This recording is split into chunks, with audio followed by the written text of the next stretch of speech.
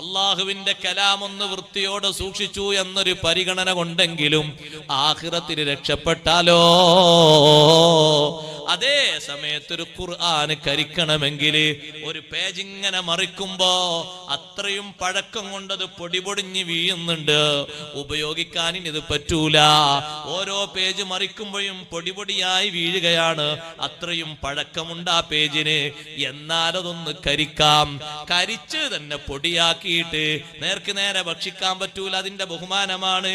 ഒരു ഹർഫ് അങ്ങനെ തന്നെ നജസിലേക്ക് പോകാൻ പാടില്ല, ഒന്ന് പൊടിക്കണം, പൊടിച്ചിട്ട് ഭക്ഷിക്കാം, വെള്ളത്തിലിട്ട് കുടിക്കാം, ശുദ്ധവെള്ളം ഒഴുകുന്നിടത്ത് ഒഴുക്കി വിടാം, ജനങ്ങൾ നടക്കുന്നിടത്ത് ചവിട്ടി വിടാൻ പറ്റൂല.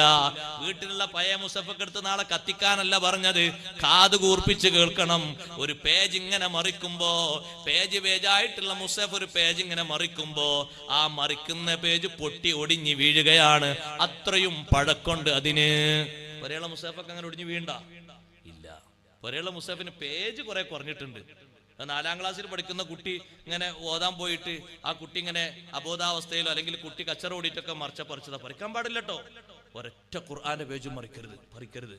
2ാം ക്ലാസ്സിലെ കുട്ടിക്ക് ഒരു ജുസിന്റെ മുസാഫില്ലേ, 3ാം ക്ലാസ്സിലെ കുട്ടിക്ക് മുസാഫില്ലേ?